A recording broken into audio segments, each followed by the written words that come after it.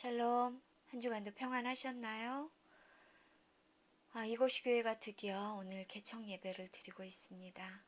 하나님께서 허락하신 이곳이 교회를 통해서 많은 분들이 상처를 치유받고 하나님의 말씀으로 위로받을 수 있도록 은혜를 더하시길 축원합니다. 오늘 하나님께서 우리에게 허락하신 말씀은 히브리서 10장 9절에서 22절까지의 말씀입니다. 평생을 믿을 놈이 어딨어 라며 무종교로 살아가시던 어떤 할아버님이 늦게나마 신앙생활을 시작하셨습니다. 그래서인지 누구보다 더욱 열심을 내어 믿음을 키워가셨습니다. 그리고 드디어 세례를 받게 되셨습니다. 기다리던 세례 문답 차례가 돌아왔습니다. 목사님께서 할아버님을 바라보며 미소를 띠고 물어보십니다. 어르신, 누가 어르신의 죄를 대신해 돌아가셨죠?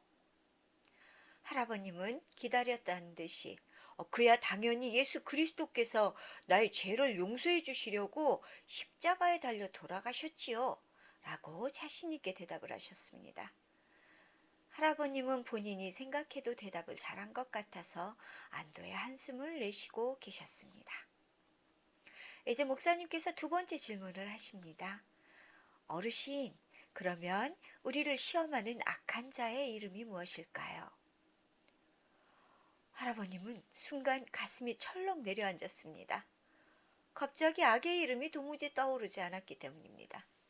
그는 떨리는 목소리로 작게 대답을 합니다.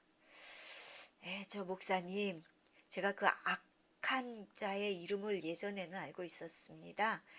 주님을 알기 전에는 가끔 그놈이 저를 찾아와서 흔들어 제가 잘못된 길을 걷곤 했거든요.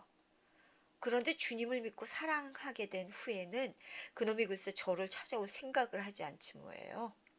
그래서 저도 그 악의 이름을 잊어버렸네요. 할아버님의 재치 있는 대답에 함께 있던 모든 사람들이 큰 소리로 웃었습니다. 목사님은 그 대답이 너무나 마음에 들었습니다. 덕분에 할아버님은 세례 문답을 통과하고 세례도 무사히 잘 받으시고 그 누구보다 기쁜 마음으로 열심히 신앙생활을 이어가셨다고 합니다. 그분은 예수 그리스도 안에서 변화된 지금이 살아온 모든 날들 중 가장 평안하고 자유롭다라는 간증도 하셨습니다. 그렇습니다. 할아버님의 간증처럼 참된 믿음으로 예수 그리스도를 만나면 삶이 변화되고 자신을 억누르던 악한 세력이 떠나가는 것을 느끼게 됩니다. 참 순수하시지만 뼈 때리는 이야기인 것 같습니다. 이곳이 교회 성도님들은 이 할아버님께서 하셨던 말씀처럼 주님을 알게 된 후로 기쁘고 긍정적인 변화를 얻으셨던 경험이 있으실까요? 혹은 기억나십니까? 사람은 어떤 전환기를 맞이했을 때 그 변화를 받아들이기는 말처럼 쉽지 않습니다. 현대 신인류를 뭐라고 부르는지 혹시 아시는 분 계시나요? 저도 말씀을 준비하면서 알았는데 포노 사피엔스라고 부른다고 합니다. 포노 사피엔스는 하루 종일 스마트폰을 손에 들고 밤낮으로 세상에 널린 온갖 정보를 찾아내고 선택하며 그 선택된 정보를 자신의 생각과 삶의 기준으로 삼고 살아가는 21세기형 인간을 부르는 말이라고 합니다. 포노 사피엔스가 발현한 것은 그리 오래된 일은 아닌 것 같습니다. 불과 10여 년 전에 시작된 스마트폰의 급격한 발전과 보급은 지구상에 있는 온 인류에게 이처럼 지대한 영향력을 끼치게 되었고 그들의 삶을 단번에 바꿔놓기에 충분했던 것 같습니다. 사실 남녀노소 빈부 종족을 넘어서 스마트폰 없이 살아갈 수 없는 세대가 되었다고 말해도 과언은 아닐 겁니다. 저는 개인적으로 스마트폰이 개개인의 삶에 주는 좋은 점들도 많다고 생각을 하는 사람입니다. 무조건적으로 나쁘다고 말할 수 없는 다양한 이점이 분명히 있기 때문입니다. 그러나 제가 우려하는 한 가지 부분이 있습니다. 그것은 공동체성의 붕괴가 일어나는 데 일조를 한다는 겁니다. 스마트폰에 의존하는 세대들을 보면 굳이 다른 사람들의 도움을 요청하거나 그들의 가르침을 받기보다는 스스로 검색해 찾아낸 정보를 바탕으로 문제를 해결하고 찾아낸 정보를 바탕으로 자신의 필요를 충족하는 다양한 방법들을 얻게 됩니다. 그런 유용한 부분들이 공동체의 형성이 필요치 않다고 생각하게 만들기도 하는 것 같습니다. 교회 학교에서 설교를 했을 때 예배에 집중하지 못하거나 다른 아이들과의 활동에 대해 거부하는 아이들이 생각보다 많습니다. 꼭 그렇다는 것은 아닙니다만 상당수의 아이들이 스마트폰을 들고 자신만의 세계 속에 빠져 있는 것을 자주 만날 수 있었습니다. 제가 아는 한 여러분들 중에도 상당히 아이들과 동일한 모습으로 지내는 분들도 있다라는 생각이 듭니다. 말씀드렸다시피 포노사피엔스 시대 속에서 점점 공동체의 붕괴가 심각하게 일어나는 것을 봅니다. 무엇보다 교회 안에서 신앙 공동체조차 이런 문제들 가운데 자유롭지는 않아 보입니다. 예수 그리스도를 주로 시인하고 그분의 은혜 안에 믿음으로 하나 된 그리스도인이라고 불리는 우리들의 모습은 과연 어떤가요? 온 인류를 하나님의 집이라는 거대한 공동체 안에서 하나 되길 원하는 분이 계셨습니다. 아주 오래전 창조주셨던 그분은 이제 죽음을 이기고 부활하셔서 우리들에게 새로운 생명과 새로운 길을 허락하셨습니다. 그 예수 그리스도의 부활을 통해 새로운 생명이 되어 산소망을 품은 하나님의 공동체의 일원인 우리들은 지금 과연 어떤 모습으로 공동체를 이루어가고 있을까요? 히브리서는 신앙 공동체를 이룬 유대인들에게 보냈던 편지입니다. 이 편지는 헤롯이 지은 제2 예루살렘 성전이 무너진 기원 후 70년 이전에 쓰여진 것이라고 합니다. 당시 예루살렘 성전에서는 여전히 해마다 구약의 희생제사가 계속되고 있었습니다. 거대하고 화려한 예루살렘 성전과 성전에서 드려지는 희생제사를 통한 성전 중심적 신앙은 유대인들에게는 자부심이 되었고 그들의 삶의 중심이며 전부처럼 느껴졌습니다. 이처럼 성전 중심의 세계관을 가진 유대인들 속에서 어렵게 예수 그리스도를 주로 고백하며 나사렛 예수의 십자가의 속죄함을 믿고 감사하며 살아가던 유대 그리스도인들에게 심각한 신앙적 위기가 찾아왔습니다.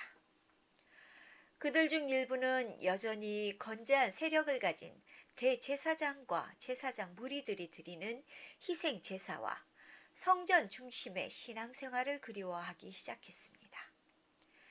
이것을 염려한 히브리서 기자는 히브리서 2장 1절에서 구원을 등한히 여기는 이들에게 다음과 같이 경계의 말씀을 전합니다. 그러므로 우리는 들은 것에 더욱 유념함으로 우리가 흘러 떠내려 가지 않도록 함이 마땅하니라.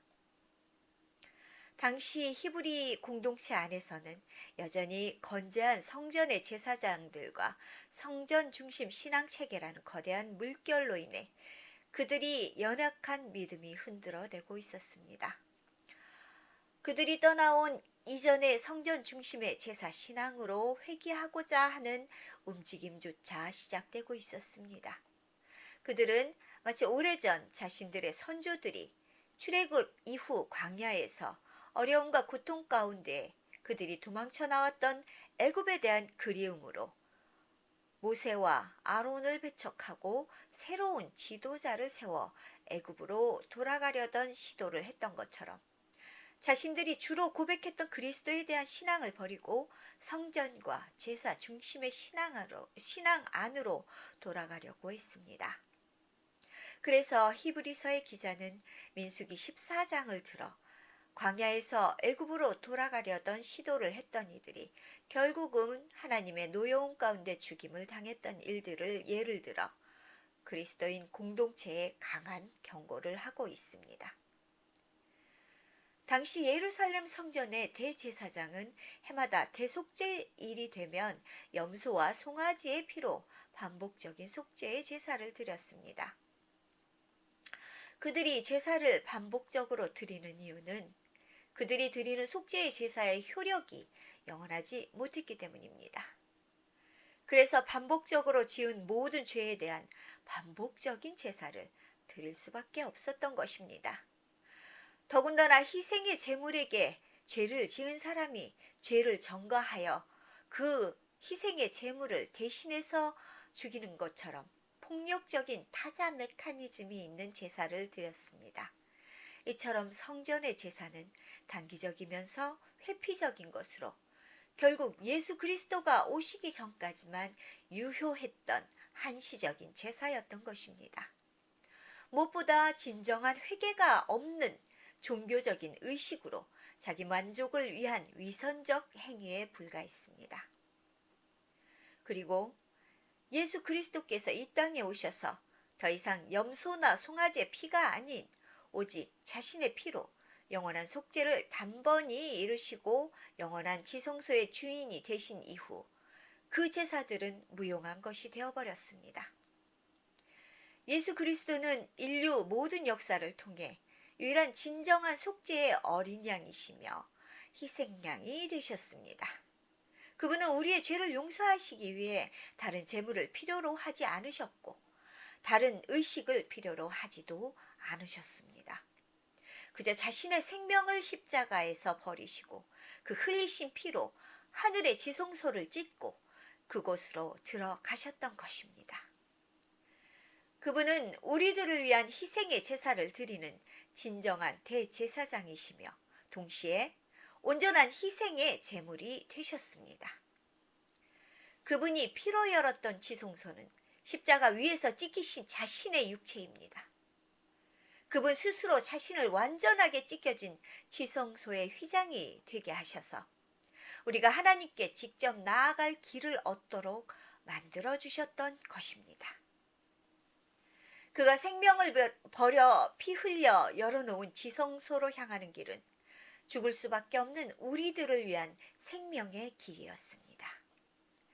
요한복음 14장 6절은 신실하신 하나님이 이처럼 예수 그리스도께서 자기의 피로 여신 하늘의 지성소로 가는 생명의 길을 주를 믿는 이들에게 공동체적 믿음의 고백이 되게 하셨음을 말합니다. 예수께서 이르시되 내가 곧 길이요 진리요 생명이니 나로 말미암지 않고는 아버지께로 올 자가 없느니라. 사실 지금의 교회들 역시 당시 히브리 공동체처럼 이런저런 일들이 많아서 혼란스럽기는 매 한 가지인 것 같습니다. 저희 이곳이 교회를 개척한다는 이야기를 들었던 많은 동기들이 그래도 교회는 오프라인이 있어야 그것을 기반으로 온라인 교회를 운영할 수 있을 거다라며 저를 만류했었습니다.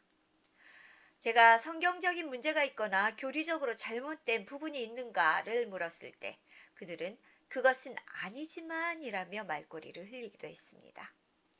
사실 공동체성의 하나인 교제가 온라인으로는 이루어지지 못한다는 점을 들어 문제라고 말한 분들도 계십니다. 그러나 만약 온라인 교회가 하나님의 공동체성을 훼손하거나 그분의 뜻에 합당치 않는다면 하나님께서 제게 이 사역을 명령하지는 않았을 것입니다.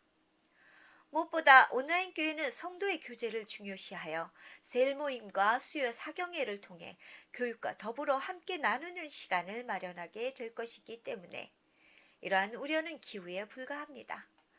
또한 기도 제목과 또 상담을 통해 상처받으신 많은 이들을 위한 기도와 또 나눔을 이어갈 것이기 때문에 우리 이곳이 교회 속에서는 그 어떤 교회보다 더 끈끈하고 사랑이 넘치는 성도의 교제가 이루어질 것을 확신합니다.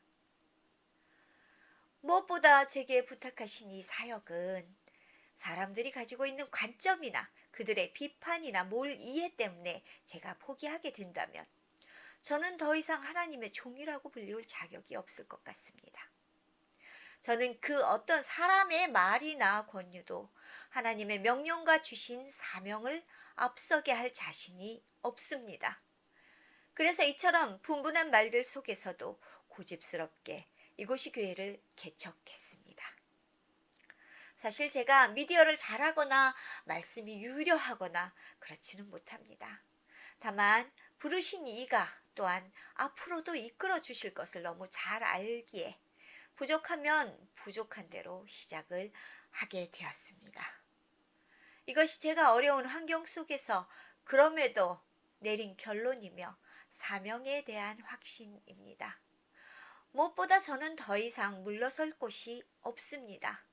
이곳이 교회는 제게 주신 마지막 사명이라는 마음을 가지고 최선을 다해 이끌어 갈 것입니다. 다만 현실적인 부분으로 유독 국내에서만 온라인 교회에 대한 승인이 이루어지지 않고 있고 이런 점 때문에 저 역시 오프라인 교회를 준비해서 이곳이 교회를 등록교회로 당당하게 만들어주고 싶기도 합니다. 또 만약 하나님께서 허락하셔서 형편이 된다면 그렇게 할 계획도 있습니다.